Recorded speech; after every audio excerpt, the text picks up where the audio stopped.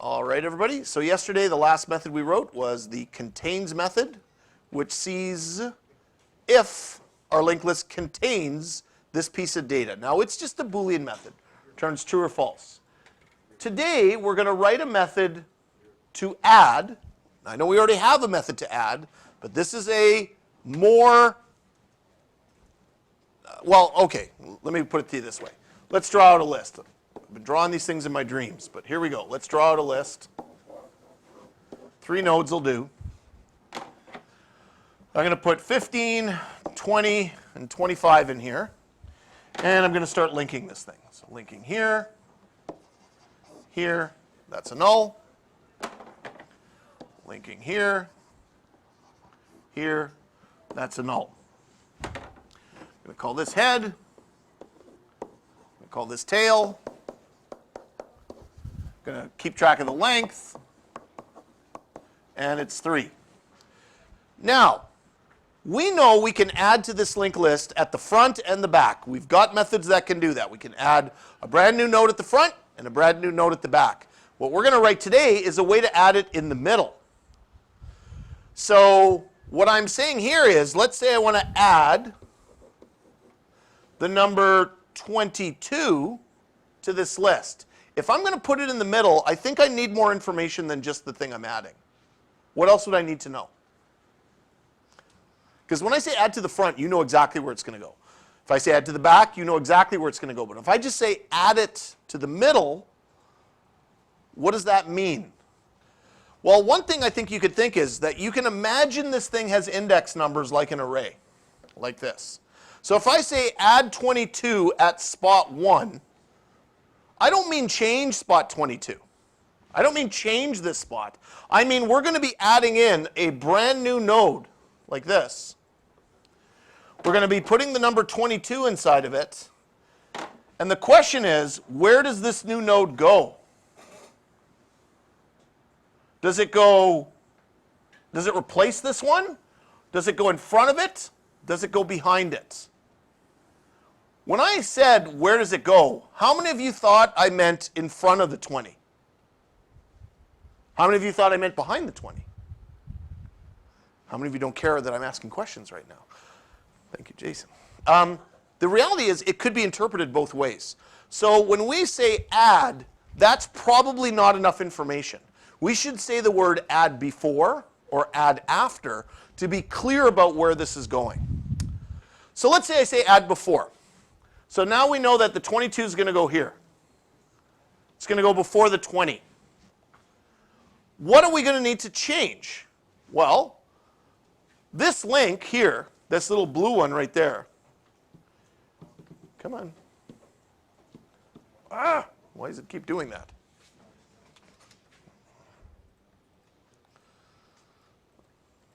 That little blue link right there is going to have to move. Seriously? There we go. This little blue link is going to have to move out of there, and instead, that link is now going to need to go to that thing. It's going to link in that way. Similarly, this little green link is going to have to go, and that green link is going to have to go to there. Make sense? As well, the new node is going to have to link in like this, here and here.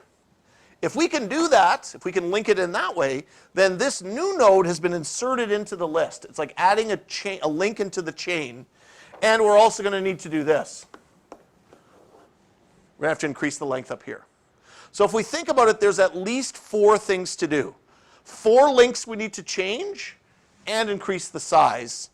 Plus, we have to think about all the different possibilities. What if it's an empty list?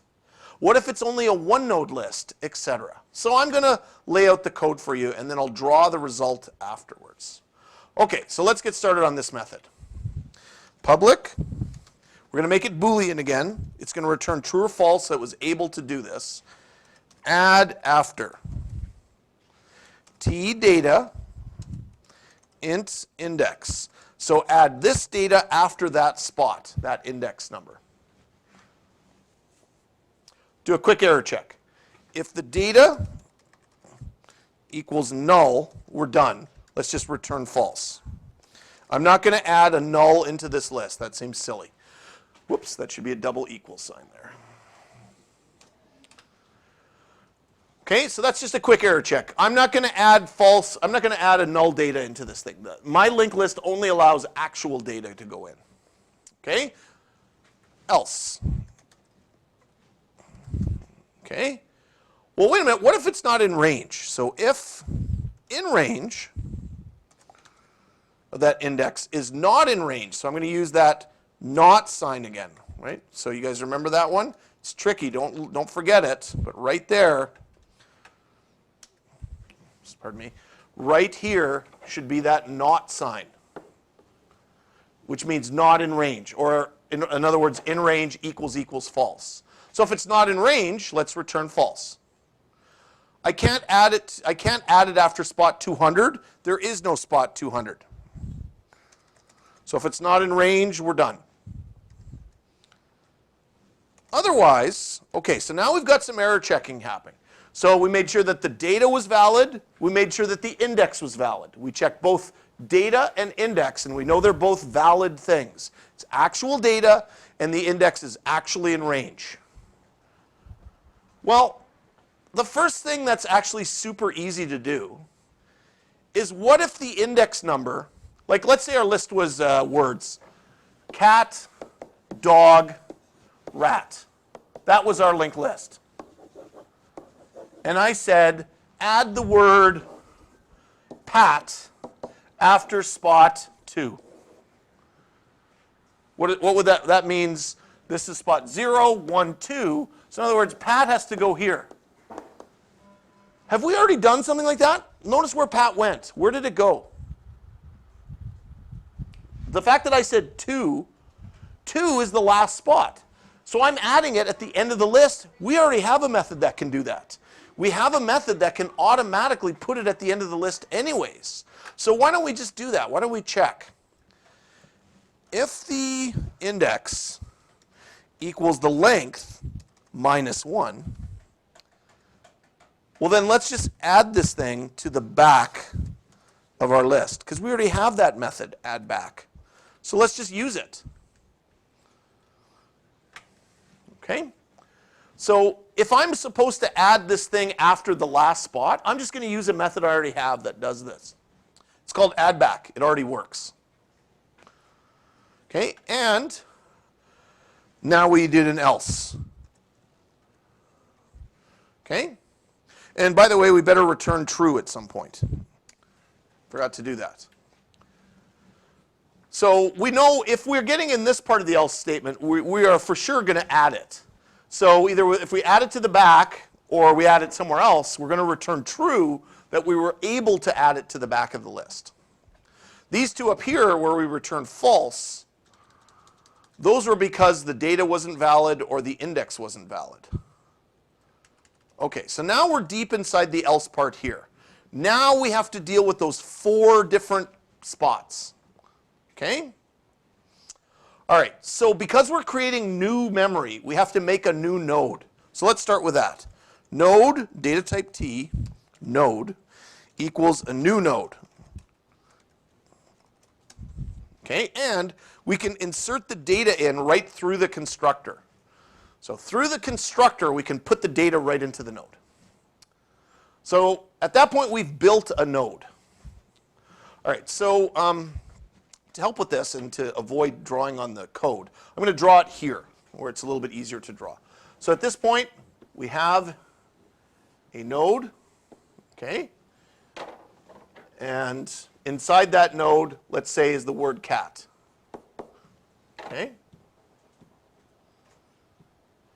We have another node. We have another node. Let's say we have 4 nodes, and we just built a brand new one, okay, which is outside the list currently. So in here is the words rat, pat, sat, and another at word, hat. Hat is our new one. Okay, let's do some linking. This guy links to this guy, etc. That's a null. These guys link back. Head and tail don't really matter in this example because that's not that important. What is important is we have imaginary index numbers here. They're not real, but this is index 0, 1, 2, and 3. And what happened is we called this method and we said something like add after, and we gave it the word cat, and we gave it a number. Let's say the number was 1. So we're saying, I want you to add this brand new node after spot 1. So it's going to get inserted into here. This brand new node we just created is called node. That's literally the line of code we just wrote. We said node node equals new node. So this is our brand new node, and its current links are to null and null. So this is what we have in our code right now. We have the existing list, and we have a brand new node. So the first thing we need to do is we need to find the spot where we're adding. Like that 1 could be a 1 million. We have to find that spot. Luckily, we have a method that can do this already.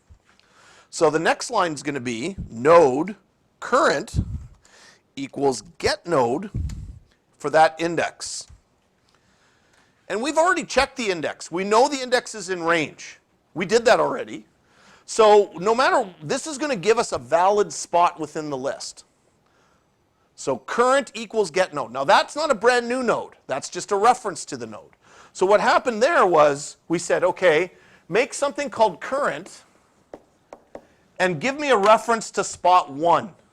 So what current does, if you go back to our get node method, is it starts at the head and keeps looping until it gets to spot 1. So now we have current pointing right there. We also have something called node. So now we have the stuff we need to make the connections. So for example, we know that this stuff is going to shift over a little bit to make room for, well, it's not really going to shift over, but I'm going to shift it over because this thing is going to get inserted into here somehow. So that's why I'm sort of doing it this way. Okay, this thing's called node. All right, so we have to move some pointers around, right? Like this thing has to now point down here. This thing has to point down here. This thing is not going to be a null anymore. It's going to point to here. And this thing's not going to be a null anymore. It's going to point to here. Those are the 4 things we need to do. 1, 2, 3, 4. Okay? So one of them could be, for example, I can say node.previous equals current. Right? Think of that line. Node.previous equals current. Wouldn't that be this blue line right here? Node.previous equals current. Can you tell me a line of code that would do this green line? What's this thing called? Do we have a name for this right now? Current. What's this part of current called? Dot what? Next equals node. Current dot next equals node would do the green line there. This one is going to be a little trickier because I have nothing pointing to this one. Or do I? What would you call this node? It's node.next. So let me put the code in. I can feel a little confusion. So let me put the code in and let's see if you guys can track it. All right, so first one, node.next equals current dot next. Current dot next dot previous equals node. That's what's called a double reference. We'll get back to that one in a second. Current dot next equals node, and node dot previous equals current. Okay, so those are the 4 lines I'm proposing. Okay? I'm going to add a few extra spaces just to maybe help clarify it a little bit. Oops. Okay. Now, I may have intentionally put an error in here. I need you guys to watch this code in conjunction with the diagram. So to do that, I'm going to copy this, bring it over to our diagram here, paste it in. Oh man, that came in ugly. Switch this to an actual fonty type thing, like Consolus, and drop the size down to 10. And oh man, I shouldn't have done that extra spaces. That screwed it up.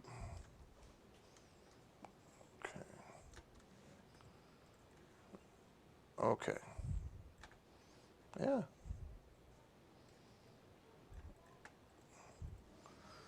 Okay, so here's the, let me shrink this down. Oh man.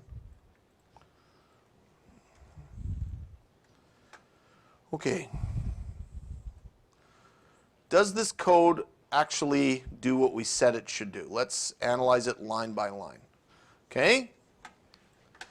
So right now, let me turn that off. Shrink that down like the rest of it. Okay? Right now, this thing is not pointing to there. It's pointing like this, and this one is pointing like that.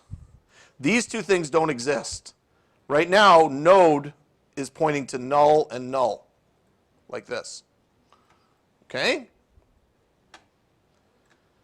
So, let's see if our code did what I said it did. So I said node.next, this is node, this green line is node.next, equals, so I'm saying you're not this anymore.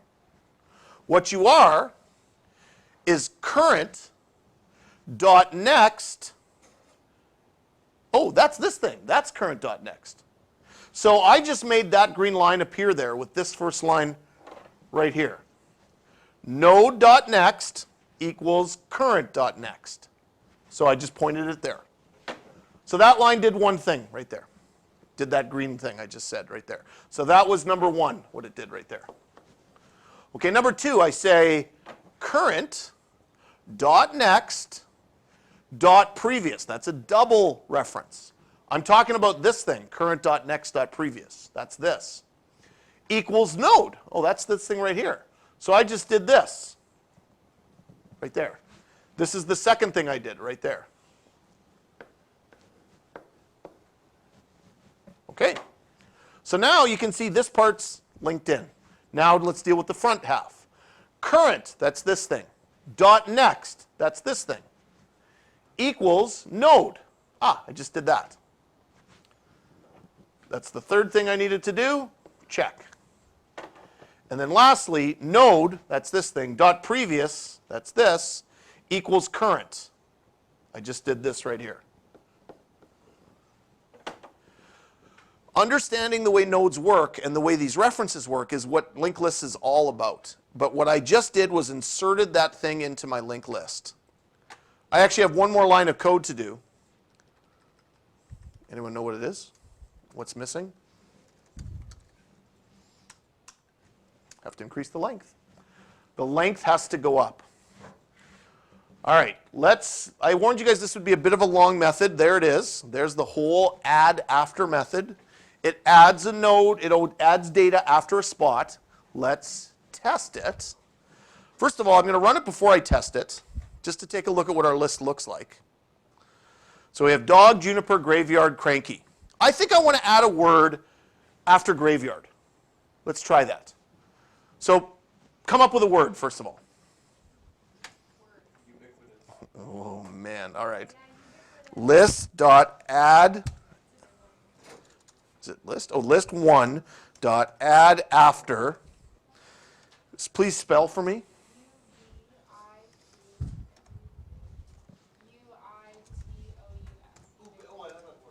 And where was the spot? Do you remember what the spot number was? You guys are supposed to remember these things. Oh, yeah, yeah. So if I'm adding it after graveyard, what spot number is that? What spot number is graveyard? 2, right. So let's put in a 2 right here. So I'm going to add ubiquitous after spot 2. And then I'm going to output the list again. So I'm adding it and then outputting list 1 again. And And what I want to see is that word is after graveyard. All right, big test. Let's see what happens. Look at that. It popped in after graveyard. Perfect. I can now insert things in the middle of my list. Now, wait a minute. I should test more than just that one scenario. Let me test the front of the list. What if I tried to add ambiguous after spot 0? Wonder if that'll crash it. Nope. Worked out fine. Wait a minute. What if I tried to add it after the last spot right here, spot 3, after cranky? Would that work? Let's see. If I add it after spot 3, cranky. Nope. That worked. Wait a minute. Maybe I should test something like spot 30. There's no spot 30. Will it crash like an array? Nope. It just didn't do it. Just did not do it. So it's handy, right? By the way, you guys don't need to write this code, but what if I took list 1 and removed everything from it, like wiped everything out? Then there would be no valid spot. There'd be no spot at all in the list. So no matter what spot number I gave it, it wouldn't do it. But what if I actually added back one thing? So I said list 1 dot add cat.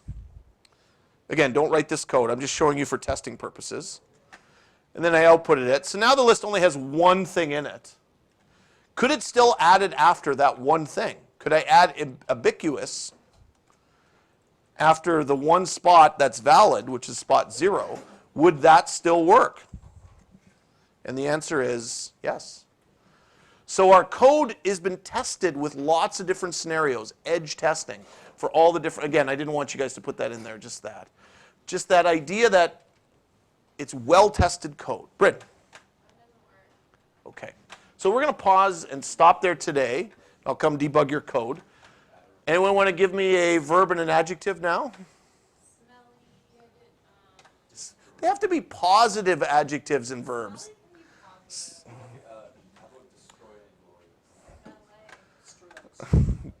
All right. Destroy, all right, everybody, destroy that exuberant subscribe button. I know people are unsubscribing at this point.